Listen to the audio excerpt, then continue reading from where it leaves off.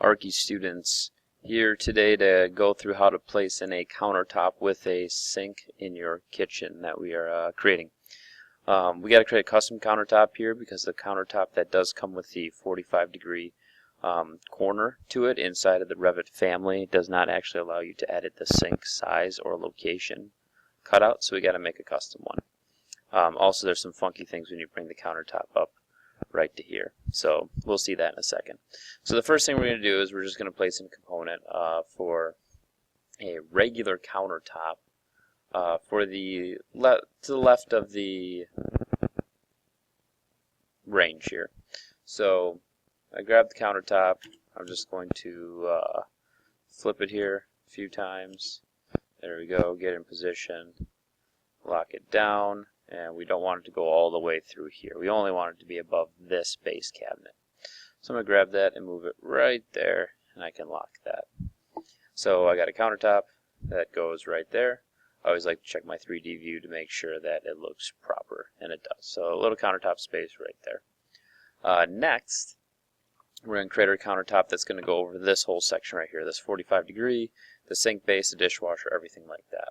So we're going to go to Component, and we are going to Model in Place. We're going to set this in Casework, and we're just going to call this our Custom Countertop. And we're going to hit OK. First thing I'm going to do is I'm just going to make the countertop portion that goes in this shape. So I'm going to create an extrusion, and I'm just going to use the regular lines, and I'm going to go from this corner all the way to this back right hand corner. Should be around 9 feet 11 inches, and click. A countertop goes over base cabinets. Base cabinets are 24 inches deep. Countertops overhang about an inch. So this is going to be 2 feet 1 inch. So you can see there I typed it in. You can see it goes past the countertops a little bit. And I'm going to bring this all the way over here. And you can see I'm actually clicking and hitting escape. I'm going to have it go past this line a little bit, and you're going to see why. I'm going to go back over here, click this corner, bring it down to where the oven is, click, and then bring this back out for 2 feet 1 inch again, click once. Then I'm going to move up at a 45-degree angle. You can see here it kind of locks at 45. I'm going to go past the other pink line quite a bit and click, hit escape. So I've got the overall shape, except I have this intersection here that needs to be cleaned up. So in the Modify panel, I'm going to click Trim, Extend the Corner, and I'm going to click these two to trim it. So now I have that inch overhang on all sides that I'm able to have. Once you have that, I'm going to make this really easy for you. What we're going to do is over on the left-hand side before we finish this portion, is you're going to set the extrusion start to 2 feet 10.5 inches and the extrusion end to 3 feet. So that's going to put the base of the countertop at 2 feet 10.5 inches, which is going to be sitting right on top of our cabinets, and then it's going to extrude up 1.5 inches to 3 feet, which will be the top of our countertops.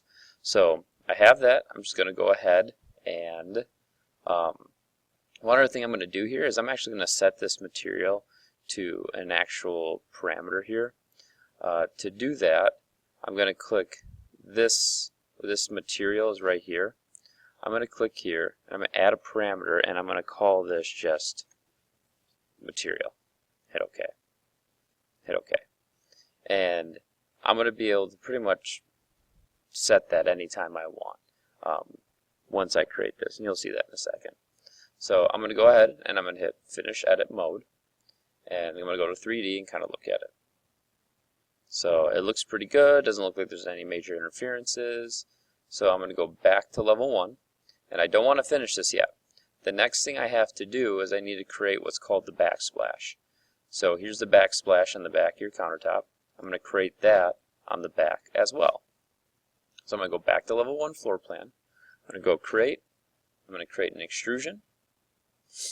I'm going to have regular lines, and I'm going to go all the way across the back, click.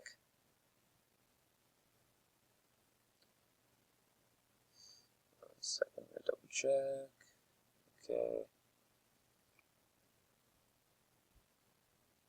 Grab my line command again. And this time, I'm only going to come out 3/4 of an inch. That's how thick the backsplash is. And I'm going to bring that all the way over. You want to make sure you're kind of set horizontal. You can tell it'll say horizontal. It'll also be a kind of a blue dotted line. And I'm going to bring that all the way over somewhere. I mean, I can go almost all the way here. Next, grab the line command again. I'm going to go to the edge of the countertop here. I'm going to go to the right 0.75 inches again. And I'm going to go back up to where it meets. I am going to trim these two lines, and I'm going to set this now at different numbers. So I want the backsplash to start on top of the cabinet, or on top of the countertop, so that's going to be 3 feet, and it's going to be 4 inches tall. So I'm going to have the end of it end at 3 feet 4 inches. Material, I'm going to set that to material again.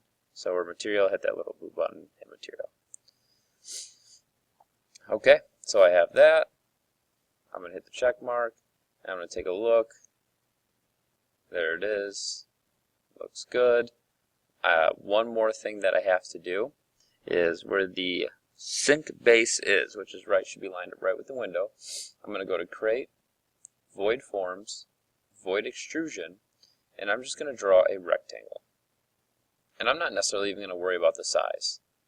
All I'm going to make sure is that the extrusion starts at the bottom of the countertop, which was 2 feet 10.5 inches, and ends at 3 feet. So I'm going to make sure I change that. I'm not going to even put dimensions to really worry about this because I'm going to be able to edit this once I put my sink in. So I'm going to hit Finish Edit Mode. I'm going to look. I have my sink. I'm going to finish my model. So there is my custom countertop inside my kitchen, and it has a hole for the sink. If I click here, just like before, you can actually edit the size of this on the fly, depending on your sink that you put in. So next, I'm going to go ahead and grab Architecture, Component. I will put in a sink. In this case, I'm going to put in the island sink. Just kind of seems to fit here decently. And I'm going to place that down. Hit Escape, click my countertop, and then where my void extrusion is, I'm just going to set this up so it encases, or just it goes around the sink base. Alright, let's take a look. 3D view. There it is. There's my sink inside my countertop, and it looks good to go. So right there, if I want to, I can click this. I can edit this, and I can actually change the material. So in this case, I can now change the material to countertop, and it will have changed everything to countertop. And there is the custom countertop for your kitchen.